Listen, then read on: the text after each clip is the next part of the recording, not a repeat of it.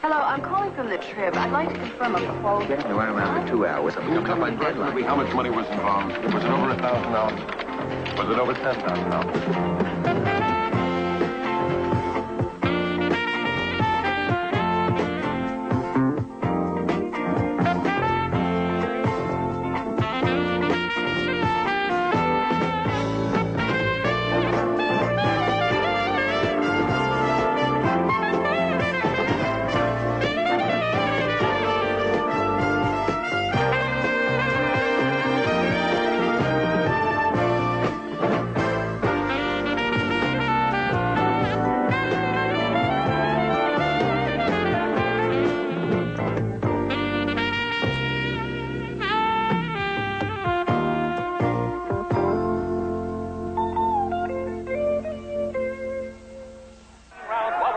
What a bout it's been through the first 6 rounds. And the white punch hits Bob Petty 146 and a half against Gonzalez, weighing 2 pounds less. It's Petty now, crossing with a beautiful right hand. And he just grazed the chin of Gonzalez, took a step backwards. Now they stand toe-to-toe. In those black punches, Gonzalez, come to the right of your screen. They look at each other, and now they both move in. A left hook by Gonzalez, a right cross by Petty. They have been punishing each other this way since the opening seconds, ladies and gentlemen. And now both men move in. It's a clinch in the middle of the ring. The referee steps to the right of the lad. And Petty, put out 47 out of 49. And now Gonzalez comes to the ring.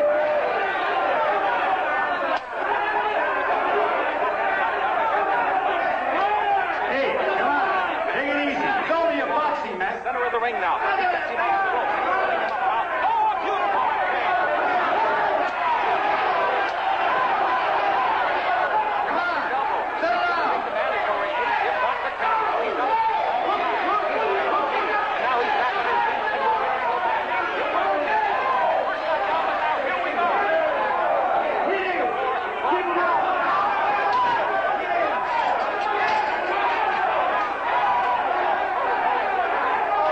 The mandatory 8 count and got right back up. Gives a left hand to the gut by Gonzalez. A right cross by Petty. They're toe-to-toe. They're slugging it out. 30 seconds left to go in this exciting round. Petty and Gonzalez. Left, right by both men. The both.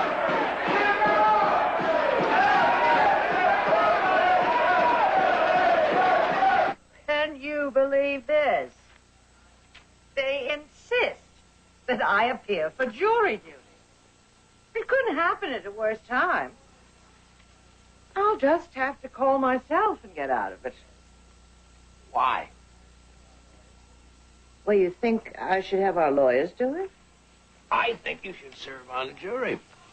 Mr. Hume, with all the responsibilities Is it I have... really a matter of your responsibilities?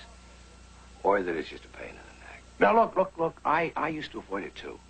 And then one day, Marion said, if you and all the people who should be serving on juries keep ducking out on it, what kind of juries will we be left with? 12 people who have nothing better to do. So I went. And you know, I think I really got a lot out of it. Mr. Hume, I think you should know that I am bitterly disappointed in your attitude. I'd hoped that you'd support my wanting to duck this. Sorry. Come on, Donovan. I gotta get somebody. Don't you think you owe me? You've never done anything for me in your life. I will. Rossi, I'd love to have you beholden to me, but the fact of the matter is I just can't do it tonight. Can't do what? Ah, it's my journalism class. Why are you taking a class? I'm not. I'm teaching one. Lou, listen. You could really help me out here. See, I'm supposed to deliver 2 guest speakers, and there's only 2 weeks left in the course, and I haven't come up with anybody yet. How about it? How about what? Helping me out. Don't you think you owe me? Yes, I do. More than I can ever repay. What time do you want me? You kidding? You putting me on? I'd love to do it. I'd love to slip into my tweed jacket with the leather patches and get out my pipe and spend the evening discussing the history of journalism with a bunch of impressionable co-eds. Let me have your wallet, keys, a comb, or any other metal or sharp objects you might be carrying. Rossi, do you ever feel a little apprehensive about going in here? What do you think? They might take us hostage or something? It occurred to me. Well, don't worry, Lou. The state has a no hostage policy. Oh, good. What does that mean? Did the prisoners all agree they'll never take anybody hostage? No, but if they ever did, the state will let the hostages die before giving in to any of their demands. And see, the prisoners will know that. Oh, good.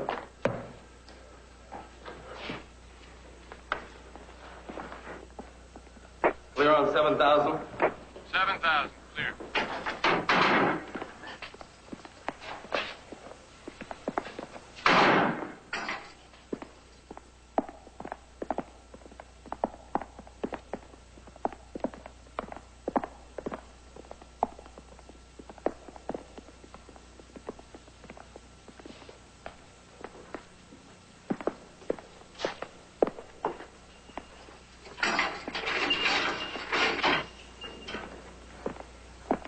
The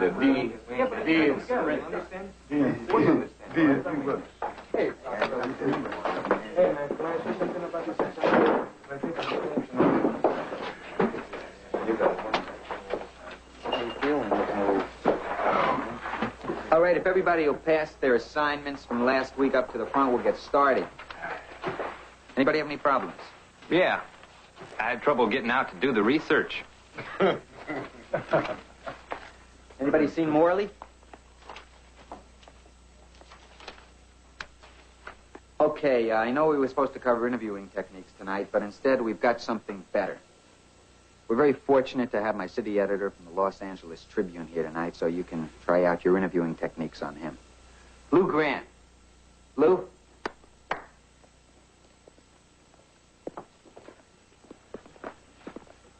Thanks, Rosie. I didn't really prepare a lecture. I just thought I'd tell you a little about my job as a newspaperman. Is there something specific that you'd like to ask me? Well, feel free to jump in if you have any questions or if there's something you'd like to say. My first experience with newspapers was throwing them from my bike at 4 in the morning when the snow was up to here. I knew then I had to get a job indoors.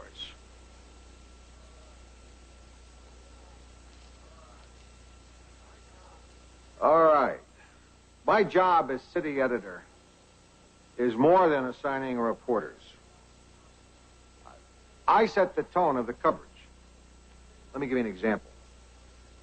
Say there was a change of administration here. How would you cover it? Who would you talk to first?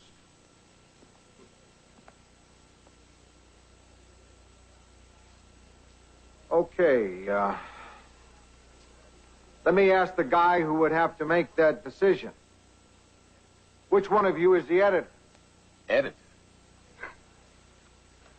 Man, we need an editor around here like we need a travel agent. I'm sorry, I don't understand. You don't need no editor if you don't got no paper.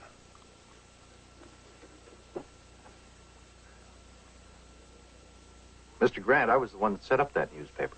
So why'd you shut it down? Is that what they told you? I set up the guidelines for that paper. They decided they couldn't live with that, and they walked out. What good's a journalism class without a newspaper? Wait a minute, Mr. Grant. I can tell by the way you're just standing there, you're about ready to tell me how to run my prison. See these books? They're about the history, the theory, and the practice of running prisons. They don't have the answers. I've been working in prisons for 16 years, and I don't have the answer. Now, you have been in prison 1/2 hour. Okay, Mr. Grant, what's the answer? It just seems to me that when you've got a program like this journalism class, you should follow through on it. Don't you frustrate the prisoners by not giving them an outlet? I mean, how are you going to rehabilitate these guys? This facility is not for rehabilitation. I don't understand. I figured as much. California has a very large penal system. In certain facilities, there are rehabilitation programs. Not here. San Isidro exists for punishment. The men in here are not first-time offenders. So you just write them off? You gonna be tough? Can I give you some background? Sure. I got my master's in criminal justice in '63. I worked for a couple of years on the government's commission on penal systems. When I had a chance to put my theories into practice here, I grabbed it. See, Mr. Grant, I knew that the old way of running things was wrong. It was arbitrary and cruel. I came in and recognized that inmates had rights. I wiped out the system of favoritism. Sounds like a good beginning. Yeah, it was for a while. Then all hell broke loose. You see, the 60s didn't just happen outside prison, Mr. Grant. They happened in here, too. Blacks became more militant. Violence increased. There was chaos. I ended up having to inflict punishments harsher than the old-style wardens just to reestablish order. Well, now, the pendulum has swung back. These are calmer times. Maybe now's the right time to start up a newspaper. You could be right. Times have changed. But anyway, Mr. Rossi's class ends in 2 weeks. I don't have someone else to come in here and get a newspaper started. Now, wait a minute. That isn't what I came here for. Feel free to borrow as many of these books as you need.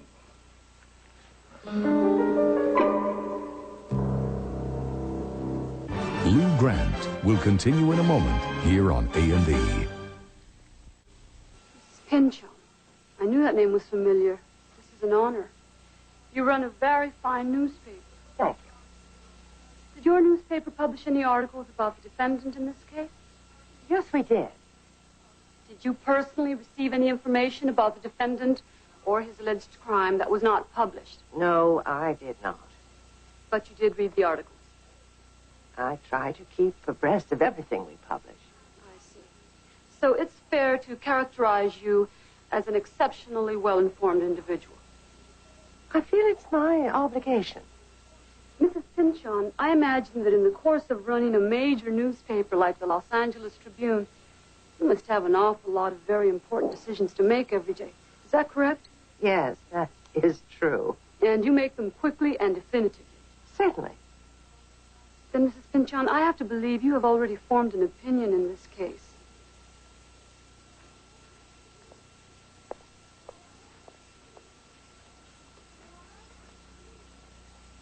Your Honor, I would like to... Excuse me. I have not formed an opinion about this case, and I don't think I should be rejected on the basis of being well-informed and decisive. On the contrary, I think my concern with events in this city should make me the kind of a person that you would want to have serve on a jury. I think this is an area where we can make some progress. We just have to check on the wording in the old contract. Arnie, as your legal counsel, I've got to tell you that the language in that contract is inadequate. It violates Article 6 of the basic agreement. Article 6 is irrelevant at this point. We have a court ruling on that. And we'll hold off on that for a second. I'm moving on now to subparagraph B. Arnie, that's an area that we're not prepared to get into at this time. Well, did you get our memorandum on that? We're studying it. We have a problem with Section 7. Just don't forget that those terms are superseded and replaced by the conditions prescribed in the preamble. Gentlemen, isn't it time for our lunch break? Well, Charlie, it's only 10:15. Well, then, I'd like to propose that you guys talk this out over coffee. I want to go over some things with Mr. Lucas. It's against our policy to discuss substantive issues without benefit of legal counsel. If Mr. Hume promises to keep his hands in his pockets, I won't be afraid to be alone with him. Charlie, it's a very sticky legal question. Now, it could get into litigation. If it does, you'll have a walkout on your hands. Listen, if you don't hear from us in an hour, call the guard and break in. Jesse David Dillard, illegal entry, armed robbery, 15 years. And he's assigned to an exclusive interview with the prison cook. What would you have him write, Lou? How I spent my summer vacation? Mm-hmm. Hector Sandoval, Grand Theft Auto, assault on an officer, possession of heroin, 15 years, and he's doing methods of squash cultivation. Leroy Michael Vallow, murder, life sentence. Don't you find discipline in the classroom a problem, Lou? Oh, these guys are so happy to have a diversion. They'd sit there quietly for a half hour if I came in and did a tap dance. I'd sit quietly for an hour to watch you tap dance. You're a nice guy, Lou. Going out to that prison, giving your time to help those guys out. Nah, I'm just going out there to help them get started. Why single me out? Rossi's been doing it for weeks. Billy? Okay, Rossi's being very nice. But it'd be so hard for you to go over and say that's a nice thing for you to do, Rossi. Yes.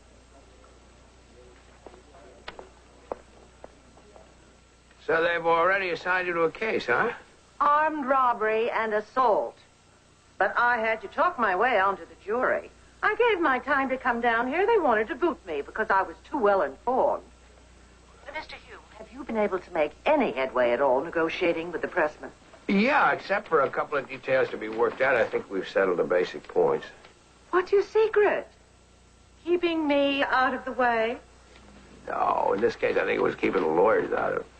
Oh, can you do that? Well, it looked like Lucas really wanted to talk. Listen, Mr. Pinchon, we really miss you. Sounds like it. Mr. Hume, well done. Okay, you got a newspaper. Now, what are you going to put in it?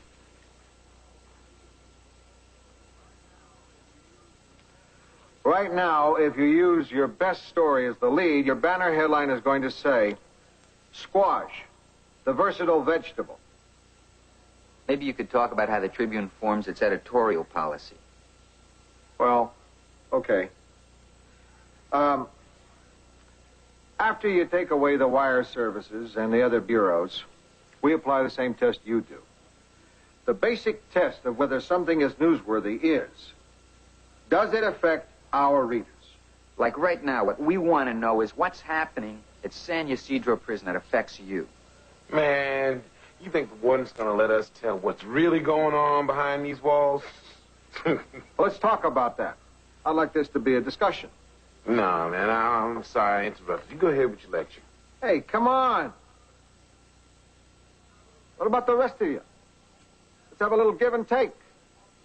I never met a writer yet who wouldn't rather talk than write.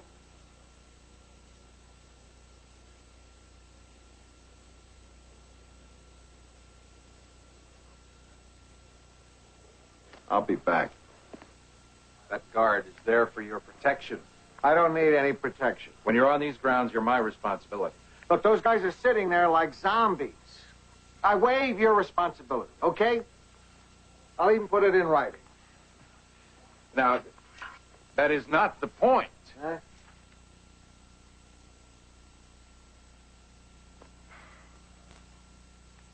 All right. All right. I'll see what I can do. Lou Grant will continue in a moment here on A&E. So what's the catch? Catch is that you guys are running out of excuses for not opening up. You got yourselves a newspaper, and you got it on your own terms. You mean Big Ben's gone for the whole class? Right. So what's on your mind? Hey, man, can you call my old lady? My brother was having money. Hey, man, why don't you accomplish the grant? Hold it, you guys. No way. Hey, wait a minute. Can't you just stuff the letter in the box for me? Oh, come on, lighten up, will you? We're not here to run errands for you guys. You know, I thought you were fools. Oh. Are we going to work tonight or not? Okay. So we got ourselves a newspaper. Now, how heavy is the warden going to sit on it? Well, we'll have to work under his guidelines. And you can forget it, because the warden don't want nobody to hear the truth. Oh, man, Jimmy's right, you know. I mean, the man has his own version of the truth. And I tell you, it's nothing like what's really going down in this hall. Your version ain't what's going down either. Oh, man, don't start singing that same old song. It ain't no song. Everyone knows that the blacks run the prisons, and the whites ain't got nothing to say. Hey, man, you know, you speak for your own mouth, okay? I mean, these guys, they don't run my life in this joint. Ain't that right, Leroy? Hey, come on, guys. I think things are getting a little out of hand. Hold it, Rossi. This sure beats the hell out of the versatile vegetable. What can you say? You know, you just, I mean, you just don't feel like you're ever going to get caught, you know? I mean, well, you just don't. It's, Man, anybody tells you that they didn't do what they got them in here for is a liar. Because if they didn't do that thing, than they did something before that they got away with. How do you feel about being in prison? I ain't that crazy about it. Come on, be straight. All right, man, punish me for what I did. Put me in jail, take away my freedom, but don't force me to join a gang to survive. Get a knife stuck at me in the child line. Have to fight off guys trying to rape me. The bottom line, it ain't safe here. Now, if we write that, you gonna get it printed? I was down at the courthouse looking for Councilman Garber's divorce hearings. I hear his wife has some 8x10 glossies. Donovan, she's in the middle of an amusing, innocent anecdote. I'm sorry. I heard they were color slides. Anyhow, we run smack into Mrs. Pynchon. Oh, my God. Don't tell me that she's Mrs. Garber's mystery witness. She's on jury duty. I think we picked the wrong person to tell this to. Can we come in if we promise not to chew too loud? Yeah, sure, come on. Where Billy was this morning. Well, I didn't see the assignment sheet. I'll get to it this afternoon. The only way to get Lou to read what you wrote these days is to knock off a liquor store. Those the assignments from your class? Any potential competition there? Some are not that bad, and some are really bad. So we'll pull them into shape. I hope you and Rossi don't forget where you got your start. Don't worry, the trouble will get a lot out of this. I have Rossi doing an interview with one of the prisoners that I think will turn out to be something really special. Oh, good. Something for the convict's corner. What's the most difficult adjustment you've had to make? I hear there's a work program that's pretty good here. Do you feel enough is being offered in that area? What do you think? It's okay. It's good stuff. A couple of weeks I could have enough for a paragraph. Yeah, I'm sorry, man. If you want to get someone to talk a lot in here, you got to get someone who's just arrived. Why's that? Most guys, when they first get here, they first thing they do is talk a lot, chatter. They try to talk themselves into believing that this ain't tearing them up inside. Then what? Then they settle down. You learn that if you want to stay alive in prison, you got to listen. Who do you open up to? Nobody. There are a few guys that ain't bad. They fighting the same thing. Don't you have to talk to somebody? I got a wife. My mom's still alive. If something happens I want to talk about, I talk to them. In my head. I share everything with them in my head. And you get to see them on visiting days? Man, that's the worst. Why? Why's that the worst? When they come, I can't say nothing. I got so much to say that I choke on it. And look, I'm sorry. I know this is terrible, but I'm just not with it today. I got other things on my mind. What's that? You know that guy, Chris Parsons, the white dude in our class? Sure, yeah. They found him hanging by his neck in his cell this morning. Killed himself. But what I'm trying to tell you is this place can really mess a person up.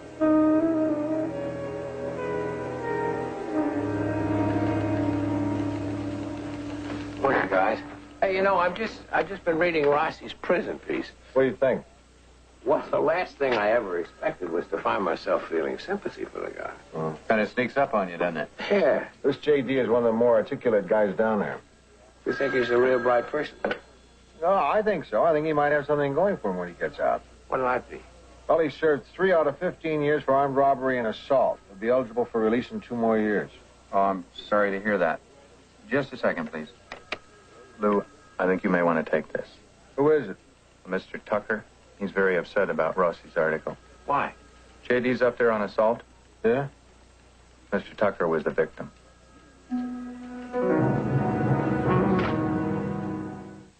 Lou Grant will continue in a moment here on A&E. Lou Grant. Mr. Mr. Tucker, I'm sorry if the article stirred up any bad memories for you. They're not memories. It's day-to-day reality. 3 years have gone by, and it seemed like it happened yesterday. The Tribune did not intend to cause you any further pain. Well, I shouldn't have been surprised by the article. The victim of a crime is always an insignificant detail. Would you tell me what Jesse Dillard did to you? He was right there with the gun, standing. My wife was hysterical. I could hear her trying to breathe. He was standing right there with the gun pointed right at me. It's one of those cheap kinds, you know? The kind that you never know what a damn thing's gonna hit. He wasn't convicted of assault with intent to kill. Look, I don't give a damn what he was convicted of. Now, you let him talk. Why don't you be quiet and let me talk? Look, I want to tell you what he did to my life. I'm not talking about the radio, the television, or the stereo, or the money that he took. No, I'm not talking about that. I'm talking about shaking so bad that I can't get in my car to drive to work. I'm talking about taking pills at night to go to sleep, keeping a handgun on my pillow, turning my home into a fortress. I'm talking about a feeling that I haven't been able to shake. A feeling that I was a coward that night, that my wife thought so too. Have you been able to talk to her about this? We're not together Mr. Tucker, I am so sorry. I know people are going to read that article and they're going to be thinking, what's a guy like that doing behind bars? Well, I can tell them. I know this isn't any consolation, but Jesse Dillard did receive a very stiff sentence, and he's serving it in a maximum security prison. I know that. And I know I'm out of line by blaming you. And I'm sorry. Well, he's going to serve his time, right? 3, 5 years or whatever. He's going to pay his dues, right? That's right. And it's going to be all over for him. But it's not quite over for me yet. And it may never be. You see, Miss Newman, you can shorten prisoner's sentence, but not the victim's.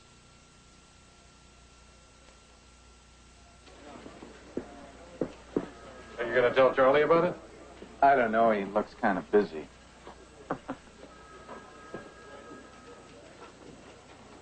May I have a minute of your time? Better be important. I'm in the middle of a cheese dance. What would you say if I told you that we could get Leo Shiro to work here at the Tribune? I'd say the Post must have folded. Why else would they let him go? The other way around. He's not happy there. He feels cut off from access to the top people. He'd like a little more autonomy and somebody to say, nice job, Lee, once or twice a week. I could take Monday and Wednesday. Well, the Times is going to make him an offer, so I think you better make a move on it. How do you know all that? The lady that I've been seeing is a good friend of Lee's wife. Normally, this would have to go through Mrs. Pinchon. Well, when are you going to be speaking to her next? Not for nearly 3 hours, by which time Lee will probably be slipping into his New York Times sweatshirt. You going to be expensive? Can we afford not to find out?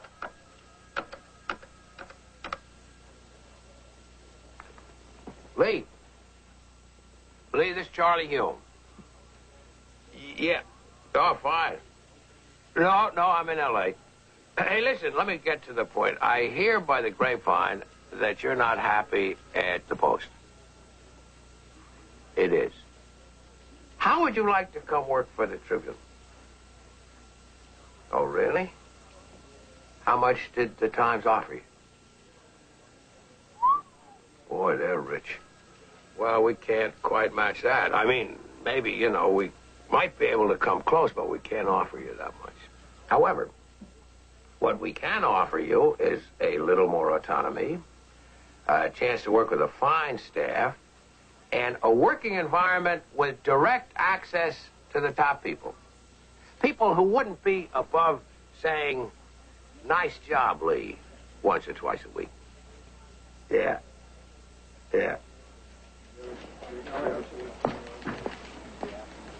Well, that was a hell of a lot of fun, Marcy. What did I do? I just had to take the heat for you from a guy who was brutalized by one of your convicts. They're not my convicts. Oh, yeah. Yeah, I've read your piece. I've heard you talk about your class. So I already know that all prisoners are just sensitive human beings mistreated by the system. Meanwhile, the people of this city are afraid to walk the streets at night. Geez, Rossi. Hold it.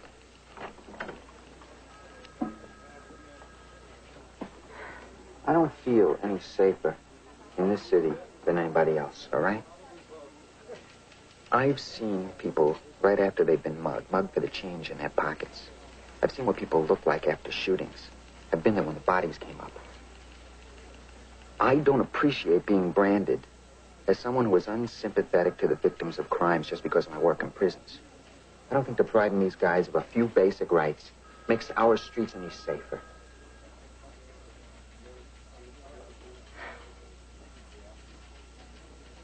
I'm gonna write my story.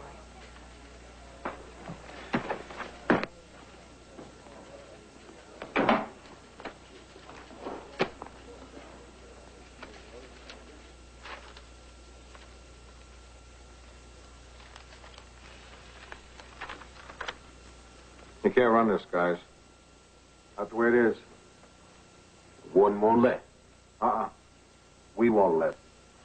Wait, hold. Everything in there is the truth, man.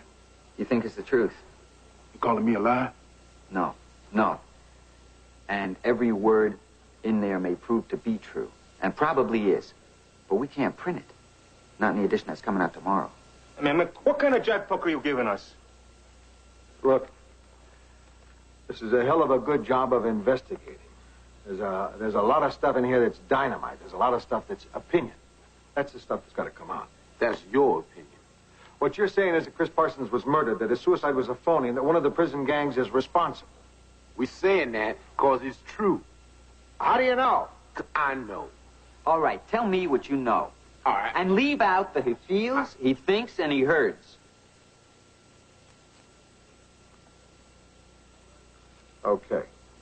Now let's look at the facts that we do have, that can be confirmed by another source or by physical evidence, because that's the stuff that we can print. Chris was murdered. You can't say that. Well, he dead, ain't he? Can't we say that? Yes. But if you're going to say he was murdered, you got to be able to prove it. He was murdered. Man, we got the interview from the doctor over there. Okay, let's start piecing this together. Now, Chris was working in the infirmary. And bringing out pills for the gang. And we know there was an unexplained pill shortage. How do we know? Because I got a statement right there from the doctor saying that was so. All right, that's a fact. Hey, another thing, everyone knows that gang controls the pill traffic in this joint. Because we've all bought pills from them. Is anyone willing to testify to that?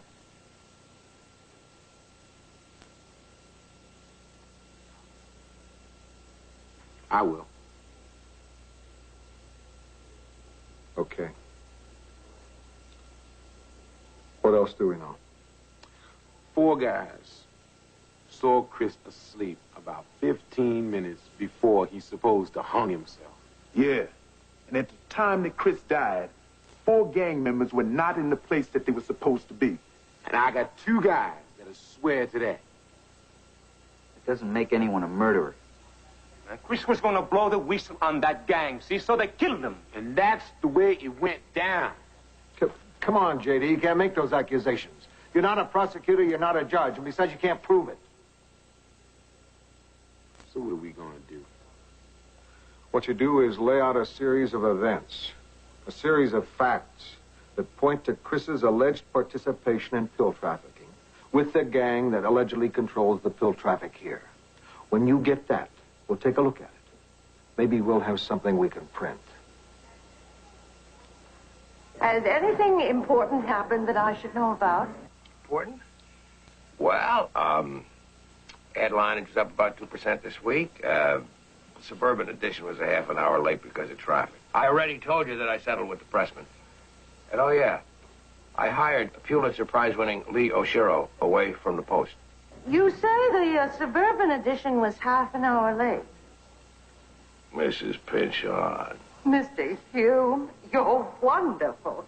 Tell me all about Oshiro. Those guys showed a lot of initiative, Ross. That'd be a hell of a story outside the prison. Yeah, sure, but there's no way the warden's going to print it. Well, let's see what they get. If it's sound journalistically, I'll take it up with Goffman. Boy, it was really touch and go there for a while. Did you feel it? Huh? There were times when I was missing the guard, if that's what you mean. Well, the first edition comes out tomorrow.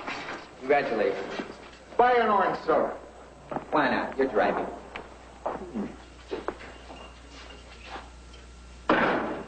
What do you think, man? I don't know. Those dudes took a lot of the fire out of the story, you know. Yeah, but they left a lot of fire in it, too.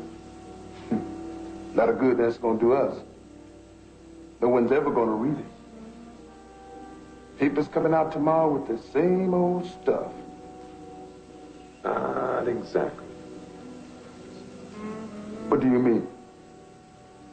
Look, I'm the editor of this newspaper, right? Then I say what goes in it, right? So I sent the story on down to the print shop. Hey, what are you saying, man? Are you telling me that we're gonna print that? Look, it's the truth. Every word in that story is absolutely true. Hey, yeah, man, I know it's the truth. But there's gonna be some trouble. Maybe not. Hey, man, that ain't exactly no interview with the prison cook, you know. I know that. And people gonna respond to that, you know. I know that. Then there's gonna be some trouble, ain't there?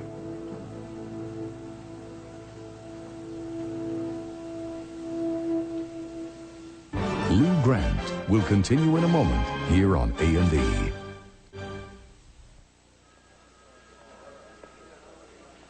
Okay, Walter, you've got a deal.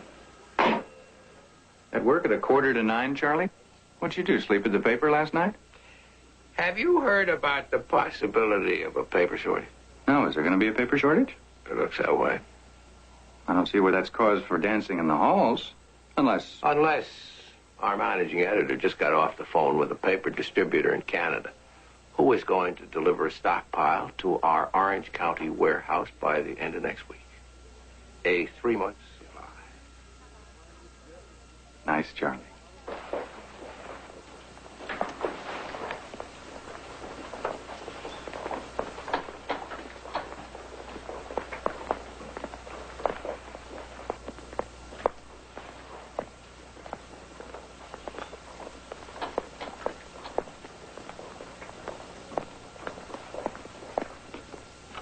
I was in the criminal courts building, and I thought I'd look in on the trial. The public defender was making her final argument. Imagine what it's like trying to plead your case with Mrs. Pynchon sitting there on the jury. I don't have to imagine. Okay, I think the lead's a lot tighter now. Yeah, good. That it? That's it. Nice to have you back at the Trib. I told you I was only going up there to help the prisoners get their papers started. First edition came out this morning. So even as we speak, a kid on a bike is riding up and down the aisles, tossing papers into the cells, huh? Lou, I just got off the phone with San Ysidro. How are we selling? Lou, they pulled the paper. Why?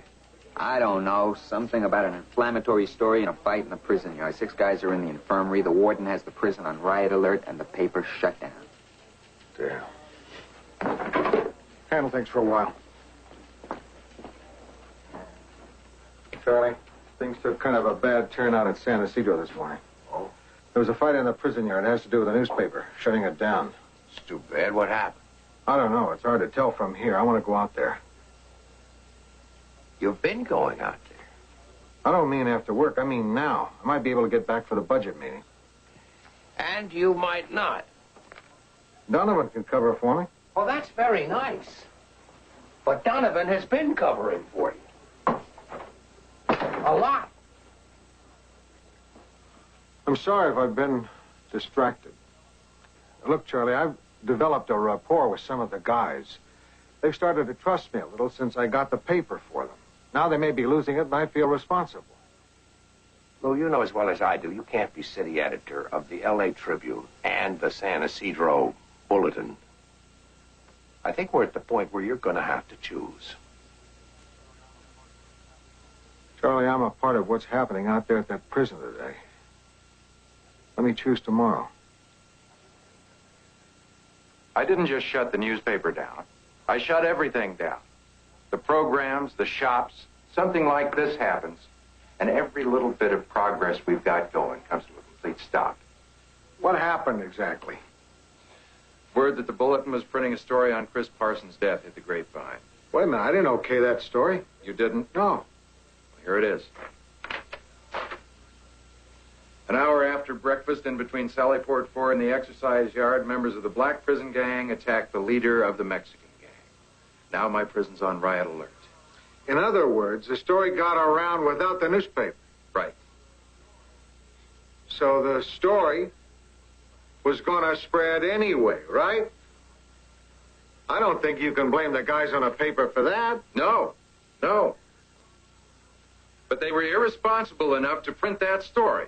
Now, how can I believe that they can handle a prison newspaper? Oh, listen. There's no way those prisoners are ever going to release a story you don't want them to. We're dumb of them to even try. This is a good story. I'd be proud to run the story in my paper. It's no good, Lou. If I give them back the paper, then I am stuck with a potential confrontation every week when it comes out. I think you have a potential safety valve here. Maybe if you'd had it this time, it would have stopped those rumors. You don't know that. No, I'm just suggesting what's possible. You know better than I do. I'm glad you give me a little credit for knowing my own prison. Hey, I give you a lot of credit for knowing your own prison. What do you think? It's possible. Then does the newspaper deserve another chance?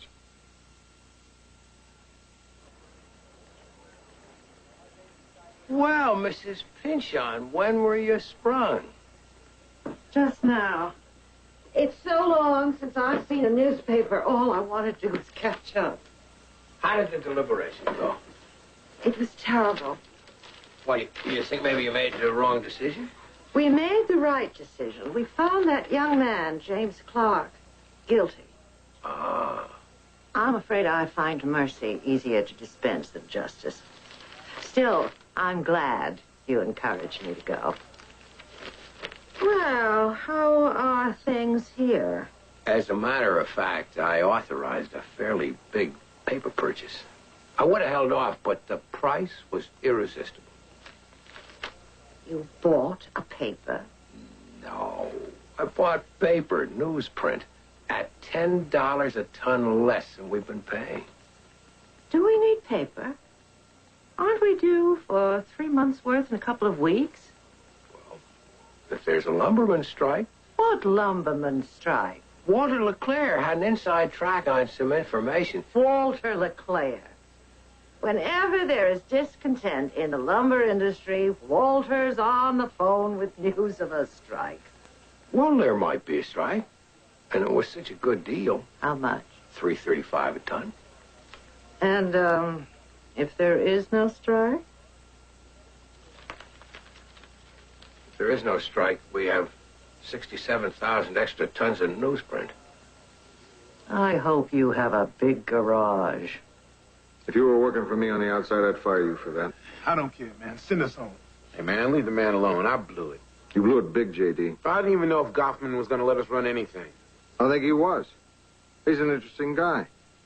Might be worth an interview next issue. Next issue? We got a paper? You got a paper. All right! All right! Hey.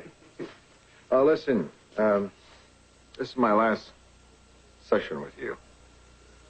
I'm sorry. There's no way I can come up here anymore without it interfering with my work at the Trib. Maybe Ross will be back next week. I'm sorry. Same old song. Bye-bye, baby. Hey, what you want, Jack, huh? You want somebody's promise? You want a 5-year, 50,000-mile warranty? Look, we got one more issue. We got one more chance to get a real story past the warden. I don't know about you guys, but as far as I'm concerned, it's Christmas. And this dude just came down the chimney. Now, before I die of happiness, I just have one problem. What are we going to put in this rag? Anybody got any ideas? Well, you know, they're cutting off the cookie supply. You know, we don't get half of what the monthly allotment is. How about that? The guys in C Block Ain't had hot water in their showers for over 2 weeks now. What do you think, Lou? Is it cookies or cold showers? It's your paper. Till it turns into a pumpkin. Good luck, fellas. Keep me on a subscription list. You got it. Thanks a lot, Lou. Thanks a lot, Lou. Hey, guys, I don't know about you, but I'd like to talk about contact business. That's something. All right. Hey, I want to we need something with some substance.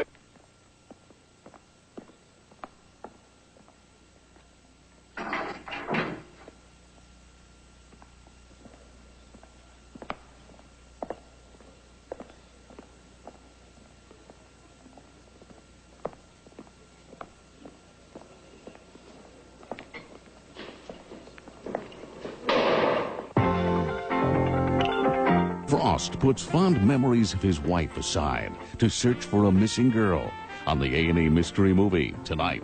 Now, it's a top SWAT team, but will a rookie cop muster the courage to kill? Jan Michael Vincent stars in Police Story, next on A&E.